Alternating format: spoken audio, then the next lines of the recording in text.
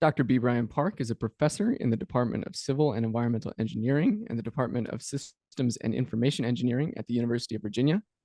Before his tenure at Virginia, he served as a research fellow at the National Institute of Statistical Sciences as a postdoctoral research associate at the North Carolina State University. He holds a PhD in civil engineering from Texas A&M University, is the editor-in-chief of the International Journal of Transportation, and is the recipient of several prestigious awards, including the PTV America Best Paper Award. Dr. Park's recent research has placed him at the forefront of connected vehicle technology, making him a uniquely qualified guest for our conversation today. And I am very grateful that he has lent us his expertise as we prepare to dig into this really interesting topic. So, Dr. Park, thank you so much for joining us today. Thank you. Thank you for having me. My pleasure. So just to set the table on this topic, it seems like only in the past few years have we reached a sort of critical mass for connected and autonomous vehicles, both in terms of technology and deployment and public support. Can you tell us a little bit about how this technology is starting to change our roadways in a practical sense from both a driver's side and a policymaker side? Yeah, of course. I'm not sure if I agree that we are at the critical mass. Seems like a long way to go, even for autonomous vehicle. Obviously, we are at probably a relatively mature stage for ADAS, Advanced Driver Assistance Systems. That's actually getting adopted by many OEMs and ready to use lane keeping assistance or even the adaptive cruise control. Getting into connected and automated vehicles, it seems we are still in the stage of doing a lot of testings and getting public trust. But given the technology has been around not that many years, DARPA Urban Challenge started probably early in 2010-ish. Then we have only less than 2 decades of research and trying to get them on the road. So it's early stage, but I can assure you that having automated driving, especially because of sensors, they don't need humans' perception reaction time. That's a huge advantage in making decisions. Obviously, can we trust those decisions, especially they are done by some sort of a machine learning, which we don't know how it work exactly. So that's something we have to figure it out. But I am very optimistic this technology will be widely available as we get more acceptable to these technologies. Think about ADAS getting very, very popular, and ADS as automated driving system is getting there. Tesla's shown that seems they're doing better than what human does, and other OEMs are doing automated driving in real world, and it's out there. You can buy them. I think drawing those distinctions between different manifestations of connected and autonomous vehicles is really useful as a point of departure. And I would like to come back around to artificial intelligence a little bit later at the during the discussion. Um, but just to further define why why this technology matters and why it can pay huge dividends to both urban planners and to travelers. Tell us a little bit about the specific benefits to say safety and efficiency and sustainability that these technologies allow for. Sure. To me, if every vehicle is fully automated and possibly shared, I mean, I am willing to give up my car if Uber or Lyft type shared autonomous vehicle coming into me every within the 2-3 minutes. I mean, right now, even urban area, you wait maybe 5-10 minutes. Then you don't have to drive. You only use your car less than an hour per day, and remaining time it sits on the parking lot. Even for urban planning purpose, now we don't need to have all those parking spaces, and then that can be used for totally different leisures or other development. So that's a huge benefit. Sure. I think we can perhaps pivot to your not one but two smarter research projects that you're doing as part of the center to sort of um, illustrate some of the more specific applications of this really broad technology. So I'm going to introduce them one at a time, and I would love for you to maybe identify what problem you're trying to solve with these research projects and how this technology is helping you solve them. So I'd love for you to tell me a little bit about your connected vehicle identification system that you started working on with us last year. Yeah. That project, we call it sort of a preceding vehicle identification system. When we started looking at how to improve connected and an automated vehicle traveling with the human-driven vehicles, because I don't see in a near future we'll have 100% fully connected and automated vehicles. And when we do fully connected and automated vehicles, we can have cooperative platooning using cooperative adaptive cruise control. But even you have a CAV, when your vehicle runs into a human-driven unconnected vehicles, you cannot really implement CACC as a cooperative platooning. You have to fall back to adaptive cruise control.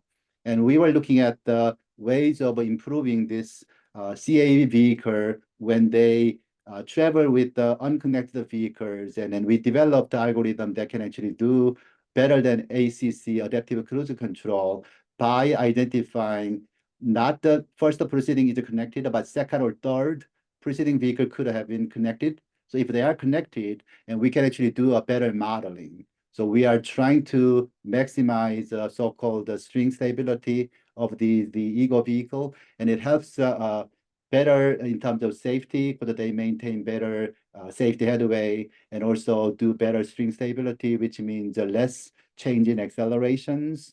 So we found that, but when we wanted to do this, we immediately realized that how do we know which vehicle is connected and not connected?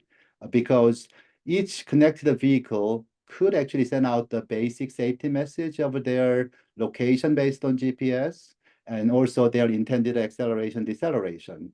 But given GPS errors are fairly large, 1 to 3 meters, it could have been coming from vehicle next to your lane or same lane or second preceding vehicle. So we decided to work on the algorithm. So we developed a optimization problem to minimize potential error. The worst error is identifying unconnected vehicle as connected and start the following. That's the worst. And then we also wanted to minimize the computation time for doing this, and also identifying connected vehicle as an unconnected vehicle. So we actually decide to work on it, and we actually are doing field testing with this by having vehicles with the devices, and they communicate and see if we can implement this algorithm to make sure that we could identify connected vehicle to start doing cooperation. And this can be used for lane change of the cooperative control, even freeway merge area that we have to know who's who, because you cannot really tell, hey, watch out for the incoming traffic that might be in your path. They don't know who they are talking to. By doing this vehicle identification, we can do this kind of unicast of cooperative control. Yeah, that's fascinating. And I think just to clarify for the audience, it's easy to see how this act of platooning can help improve throughput and reduce fuel consumption, right? Because you're allowing a group of vehicles to communicate and move together. That solves a lot of the implicit communication problems that exist among individual drivers in cars that can't cooperate with one another. It eliminates a lot of the start and stop. And the first step to doing that effectively and to reach that critical mass is to allow vehicles to communicate with each other. And that requires vehicle identification systems. And that's what you're working on. Correct. Yeah. Excellent. I would love to move to your more recent project that you're working on with some colleagues here at Morgan State through the Smarter Center. That would be your project concerning traffic signal priority with green reallocation. And in this project, you make use of our CAV mixed traffic test bed, a test bed that we've since dubbed the smart intersection. So I would love for you to tell us a little bit about that, how connected and autonomous vehicle technology is being applied with it, and how that's improving throughput at intersections, particularly for public transit vehicles. Right. So the TSP is a trendy signal priority, and agency wanted to provide a better accommodating green time at the intersection when bus is late behind the schedule, and then bus carries a lot of people. So if we can know about how many people are in there based on counts or smart uh, chart, smart payment collection system. So we have that information. And also, we wanted to make it better in terms of accommodating bus to the green. Current sort of approach of TSP is based on either extending your green time to next 5 or 10 seconds or terminating green from the other approach. So you are shortening your red time 5 to 10 seconds. So you are limited to only around of your current approach green time. And we realized that with the connected vehicle technology, we could actually know when bus is behind the schedule that about to arrive at the stop bar, even though they are within the middle of the red, we could have possibly borrow green time from the other approach and then insert our green. We lose obviously yellow and then red clearance time, but as long as we can clear with the existing queue and also the bus getting through during green, so the TSP can work with the entire cycle instead of a small portion of the existing green time. So that's the idea we have. And we wanted to take advantage of the test bed that Morgan State nearby the intersections. They have LiDAR systems, so we could actually identify vehicles and then see if we can actually mimic behavior of a bus. And then at some point we can show this to the agency, transit agency. Hopefully they'll buy in and then try to implement this. Absolutely. And it's again easy to see how a more dynamic and responsive infrastructure system can be used in this way to make public transit more more responsive in the sense that it's going to meet its stops on time, and in so doing, it'll improve public transit capacity as well. So I think we've done a pretty good job at this point in discussing what this really broad technology, or really suite of technologies, are, and some of the applications. Now I'd like to move a bit towards some of the challenges that we face in implementing these, as well as maybe some of the tensions that this technology introduces from perhaps a planning standpoint. Um, what role do pedestrians play in connected and autonomous vehicles? When you were talking about your traffic signal priority green reallocation system a moment ago, um, it seemed clear to me that really public transit was just the start. You could create a green reallocation system for pedestrians as well. So tell me a bit about, how do you think about these trade-offs between like traffic throughput and creating more walkable pedestrian spaces with this technology? Yeah. We need to consider so-called vulnerable road users, pedestrians and bicyclists. If you simply optimize for minimizing, let's say, person delay, most of the cities in the US, we don't have enough pedestrians to add up. They need to have a more green time to cross. Mm. Uh, so some older technology we have a so-called pedestrian button that actually increase duration of pedestrian walk signal. Uh, when you optimize it for vehicles and pedestrian or bicyclist, there's a person delay because of heavy traffic vehicular volumes, they favor to have a more green to vehicles. But when pedestrians, small number of pedestrians that they need to walk across the road, we have to actually increase the green time. So the cycle length of the entire intersection has to be increased. That's how we accommodated it. With the connected and automated vehicles, what I'm envisioning is that we can probably sense not only vehicles, but also bicycles and pedestrians. And even though they don't have a sort of a BSM, connected vehicle technology by themselves, some future they might do. We can actually identify them and have intention of their movements and provide a warning signs to those equipped vehicles. as a possible protection or avoiding collision path.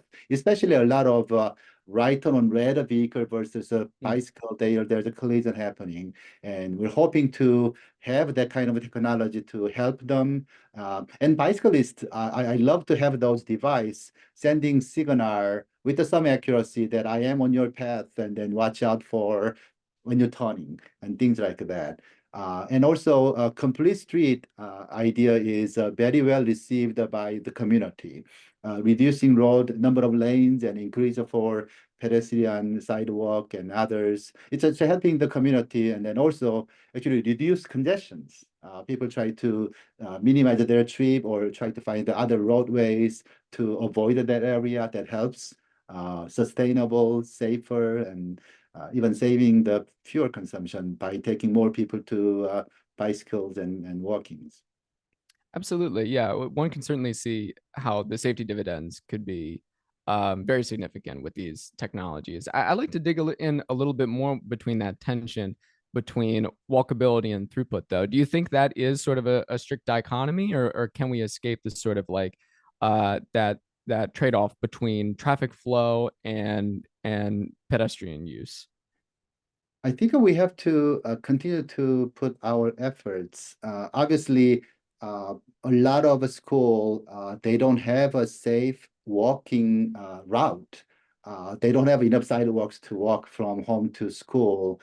We have to actually change that. Even in Charlottesville, we have probably more bicycle lanes, but they are not truly continuous to throughout the many locations. In the middle of somewhere, you drop the bicycle lane. That's not good. So we have to put efforts to provide those, and safe bicycle lanes. And also technology should provide a cooperative way of avoiding potential collisions, or even infrastructure technology that identifies vulnerable road users, try to display or broadcast information for safety. Best way is doing cooperative control between the two vehicle and bicyclist on the path of collision. Hopefully we identify in advance and tell them that they're on the path of a collision. Uh, One of the difficult aspects of deploying technologies like the ones you're describing is accommodating transportation networks that are really a patchwork of different systems of varying ages. Can you tell us a little bit about how that challenge has affected your work and maybe what some of those challenges have been? I am optimistic. Obviously, traffic signal systems, their operating system is very unique, and then they are not even digital. They are mostly analog. When you actually display above a certain voltage is a +1, below that is a 0. So it's a really good for not getting hacked by digital technology. But a lot of the people have shown already that they can be upgraded to the better Linux system as advanced traffic controllers that can accommodate the new logic-based implementations. Transitional priority could be taking advantage of those changes, and also they can be retrofit. With the technology, they want to send out the signal and then phase timing data, SPED data out of all the legacy system, and people have shown that it can be done through some sort of device adding into the existing one. And at some point, we might be able to upgrade or having a intersection without traffic light some point. Wouldn't that be something? You just mentioned hacking. Could you discuss the cybersecurity concerns that these systems introduce to the system and how they might be defended against? Yeah, the connectivity obviously opens up cybersecurity concerns. This is a chicken and egg situation. We develop encryption system and somebody be able to hack, or sometimes a person is the issue. They share how it was done and then hackers can figure it out. There's no way to have 100% safe in terms of cybersecurity. This has to be continuing efforts of monitoring and upgrading system and patching, and so it's a long way to achieve a secure system, but we cannot give up. We have to be on top of it. It's challenging. Absolutely. One of the ways that um, other disciplines and sectors beyond transportation have dealt with the cybersecurity problem is to introduce red teaming. So they'll have a team that explicitly tries to push the system around and hack it. Is that something that has been explored in the transportation sector? Do you think it should be? Not that I know of, but that's definitely possible. Hackathon is sort of known for that kind Mhm. of gaming plan. And I am not aware of any of those, but that's something.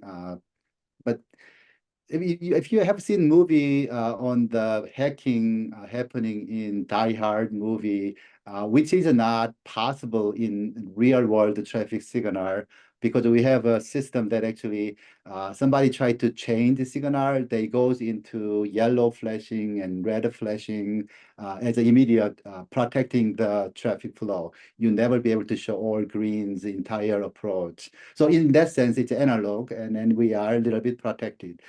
But that is not the best way of doing signal timing. If in terms of a digital age and then more advanced controls, so we could be more vulnerable by changing to digital, and more efforts are needed to make sure these are safe from cyber security concerns. Interesting. Yeah, you see that in a lot of different sectors, the trade-off between sophistication and security. As you build out, things become more fragile. That's very interesting. Um, Oh, I wanted to remind the audience members real quick, if you have a question that you would like to ask Dr. Park, please use the Q&A function, and I will do my best to incorporate those questions in towards the end of the interview.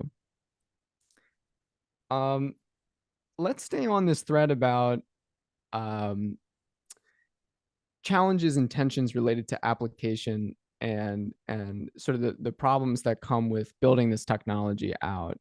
Could you tell us a little bit about artificial intelligence and the role that that budding technology has played in the tools that you develop, say with NVIDIA's Jetson, which you were using in the connected vehicle identification system, or even more broadly, just about how artificial intelligence is being used to build out connected and autonomous vehicle systems. Yeah, I mean, I can give an example of Tesla full self-driving module. Recent update, I was told that before that, they tried to develop machine learning-based algorithm how to avoid the potential crashes. So people estimate about 10 billion crashes out there happened so far. You cannot really train 10 billion crashes for, it's a very time-consuming efforts. They tried do that, and the self-driving did not work very well. And they actually decide to change the entire framework. Instead of trying to have machine learning avoiding collisions, they decide to mimic good drivers. So they retrain the entire their FSD module by mimicking good driver behaviors. And they seem doing better, and that's why they decide to have a 1 month free trials. And still it's not there yet, but getting better. Only concern I have is, can I trust artificial intelligence for safety critical situations? We have to be super careful. Obviously, the level 3, we should be ready to take over, but still putting something, we don't know how it works exactly. And especially safety critical situation, it's just something not I'm not comfortable. I'm not comfortable putting my little baby in the car and then doing myself yet. Someday we might. So that's a sort of a concern I have. But someday we might be able to do better. But when it's ready, it's hard to tell. Absolutely. That cultural consideration is very important when we come to the deployment of these new technologies, because even beyond the rational assessments around personal safety, there's also other considerations like independence and control. You might be able to demonstrate to users that it's 50% more safe than an average human driver or something like that. But it's another thing entirely to convince that driver to let go of the wheel and let them take over most of the time. or even some of the time. So I think that is an important consideration, as you say. But if I may, Um, of course, uh, yeah. not of Tesla autopilot or full self-driving got crash and fatalities. The NTSB report shows that they were not paying attention. I think that Mm, this is an issue of over trusting. When you are implementing your adaptive cruise control, it typically has a 3 levels, and people start with a very conservative level. And then that is putting about 3 vehicles of distance. And then that actually brings a lot of cut-ins. People don't like that. But once they get used to it, they can do 2 vehicle distance, 1 vehicle distance, and they feel like it's working. And then mm. they have over trusting issue of maybe it's worth doing by itself, and I'm ready to do other things. That's we're not there yet. It is a concern. Yeah, so many parallels to recent deployments around large language models and things like that I'm seeing, but that's probably a rabbit hole for another time. I will say artificial intelligence and connected vehicles have both been victim to a sort of hype cycle over the past decade or so. I think that we kind of reached this fever pitch in the 2010s around this idea that automated vehicles were right around the corner. And now the prognosis around automated vehicles seems much more measured. So, how do you, as a researcher, trying to build partnerships with parties in government and the private sector, how do you manage expectations? How do you manage the hype? And how do you think about progress in the field? So at least my personal experience with talking to the OEMs like GMs and Ford or Hyundai, when I actually developed the algorithm for doing connected vehicle with the mixed traffic platooning, that was like a 2018, 2019. Their response was, we are busy figuring out how to make autonomous vehicle doing the right thing. We're not ready to do the connectivity. With the most of the new vehicles equipped with the adaptive cruise control and also connectivity, now they seem more interested in talking to me about potentially doing in advance of mixed traffic platooning, because it can have a benefit. So it seems like a changing into connectivity is a more acceptable to improve efficiency, because automation cannot avoid a collision when you don't have a line of sight. You don't have sensors, you cannot really avoid. But having connectivity, you can actually do cooperative control. So that's something they realized or they knew, but maybe it's a time to consider putting those into their new vehicles to make it safer and more efficient vehicles. A bit of a tangent that I think is worth considering. There's a bit of a debate going on in the autonomous vehicle subfield about what the best configuration for autonomous vehicle design is. That is, should you rely solely on visual inputs, or should you rely on a system of inputs that include sensors like lidar in addition to visual inputs? Like, could you talk a little bit about what the trade-offs between those two system designs are, and which one you may lean towards? So uh, Google Google's driverless car, when they first introduced, they were using a vehicle with about $30,000. Their sensor LiDAR itself was about $60,000. And obviously, those are not for mass production. They cannot really sell 3 times more cost of a vehicle, even though it has a good sensors. That's why maybe Tesla is using based on cameras and radar system much cheaper than LiDAR. Uh, the challenge of LiDAR is they don't have a really good solution with rains and fogs and snow, inclement weather conditions. Uh, so that's a big challenge, and technologies are getting better. People are talking about 4D radar, try to avoid that. Radar can actually go through the rain and snows. So technology is getting evolved, and then I'm optimistic there will be a solution to solve that inclement weather conditions. It could be a mix of those.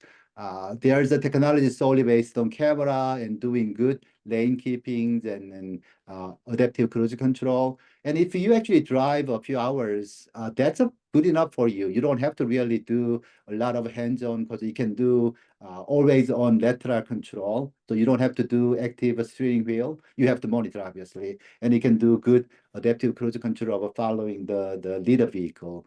And that helps a lot in workload of driving. And I experienced that, and a lot of people here experience that as well. Mm. I think your optimism is very telling. Could you maybe tell us a little bit more about that? Like, where are the areas in this field where you see the most progress in the medium and near term? Is that maybe more in the realm of personal vehicles or taxi services or public transit like buses and the systems you've been working on recently? But given in the America is a auto industry, auto country, uh, personal vehicle is getting better. Even low end of the vehicle is equipped with adaptive cruise control. And that's actually very helpful for driving highway or urban road with the stop and go conditions. So ADAS is actually, I'm very optimistic it's getting more accepted by people. And more than half of the cars are now equipped with ACC and connectivity. It's going to be higher and higher. With the electric vehicles, the control of a vehicle is getting easier and quicker. So that's easier to control ACCs and adaptive cruise control and other ADAS systems. So that's probably direction we see a lot more. Hopefully, the trucking industries are adopting the platooning among the trucks. That's a probably very optimistic way. Uh, Waymo and Uber are doing some Waymo and Cruise are actually doing the real Uber-like service without having safety driver in Phoenix and in San Francisco. Obviously, GM Cruise had some hiccups, but technology-wise, we are getting there. And I have driven the Waymo in Phoenix, Arizona area, and then they seem doing better driving than me. So I'm optimistic, yeah. Great, great. Um, you mentioned that the United States is a very car-centric society, and that's certainly true. Are there any lessons about connected and autonomous vehicle technology or deployment that you think we should be paying attention to from other parts of the world, whether that may be from your experience working with partners in South Korea, other countries in East Asia, Europe? Is there something that we're not paying attention to here that we maybe should be? I think we are sort of leading in terms of allowing Waymo doing actual commercial operations. Uh, we are probably less into pedestrians, but recent emphasis on vulnerable road users. So we are actually also paying attention to those people. One thing I want to point out about fatalities, every 100,000 people or total number of fatalities, what is missing in their comparison is vehicle miles traveled. US actually has a lot higher vehicle miles traveled given the size of the country compared to Europeans and other Asian countries, Korea or Japan. So we are higher in terms of fatalities, but we have a lot higher vehicle miles driven. So that has to be accounted for. But we have to do more, but that's something. So I think we are doing pretty well in terms of CAV pilot testing and deployments and so forth. We have a really interesting question from one of our audience members that I'd like to turn to. This is a question about simulation and testing. This attendee asks, what are the challenges that you face when it comes to simulating deficiencies in CAVs as we transition from less sophisticated to more sophisticated models, or just as we try to simulate systems that have, say, maybe 10% CAVs to all the way up to 100% of CAVs? Are there specific software systems available that mimic the driving behavior of CAVs at different penetration rates and levels of sophistication? And what about the infrastructure too? Yeah, this is an excellent question. If you solve this problem, that would be great. Uh, Obvious challenges is I am a person doing a lot of simulation modeling, like a VSIMs or CoreSim or Paramix. When we started looking at the cooperative adaptive cruise control type, CAV control, first thing we realize is that the control used in the typical microscopic traffic simulation model is not good enough. Vehicle movements are current microscopic traffic simulation based on adjusting acceleration, deceleration to avoid collisions. But in real vehicle, they do have a vehicle dynamics model, which is not simple. Depending on the even same vehicle with a different number of people in the vehicle, they have different behaviors. And how do you realize those into the simulation is a very challenging question. And you cannot really do that for entire vehicles because of a computation time. So we've been actually using our own simulator to realize the vehicle dynamics model. And when we did a field test with the real vehicle, obviously the real vehicle dynamics needs to be figured out. And then doing one in the simulation, you cannot really trust that this is a representative of all different kinds of vehicles. When you have a very high-end vehicle versus low-end vehicle, their performances are very different with the vehicle dynamics. I don't think we are doing that very well with the microscopic simulation model. That model is basically doing the capability of how fast you can accelerate, decelerate ranges. That's a sort of mimicking, but it's not good enough. But bottom line is, depending on what you want to get out of a simulation model, if you are looking into traffic flow, travel time, what we have is good enough. But if you are actually looking into change in accelerations, safety headway, distance maintained, spacing maintenance, you probably want to look into the vehicle dynamics level detailed modeling to work on it. Also, a lot of people use an intelligent driver model or fairly simple car following model for sort of comparison with the CAVs in your system. And one thing we realized is that the IDM, if you just calibrate based on speed profile, IDM is working better than adaptive cruise control, which is a sort of counterintuitive, right? Human has errors. So we actually spend a lot of efforts to make how can we actually make IDM is moving like a human-like behavior. So a lot of challenges. This is a probably good conversation to figure it out what are the best way to put together. But it's oftentimes specific to your needs. Yeah, maybe think about this for the next smarter paper proposal. This is a great question. I really appreciate whoever reached out with that one. This has been an extremely dense episode, and Dr. Park, I really appreciate you providing your insight on these really complicated topics and ones that I think policymakers and researchers should continue paying more attention to as the technology matures. As always, I want to end with a question about the advice that you may have for young people, whether that's those in college or maybe those who are just starting graduate program, early engineers who are early in their field. What should they be learning now to prepare themselves for a future in transportation?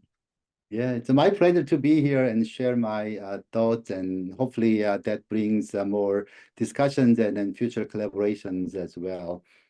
My advice is a fairly simple. Just do what you like to do, and hopefully that is becoming your major and your job. And you will never get disappointed because that's what you wanted to do. So that's something you need to figure it out. And hopefully the domain of transportation system that has an immediate impact to people, goods, and lives of the quality of the lives of people. So hopefully you'll enjoy doing something with this connected and automated vehicle in transportation systems. Thank you very much. Dr. Brian Park, we appreciate you Thank joining us you. today and sharing your knowledge.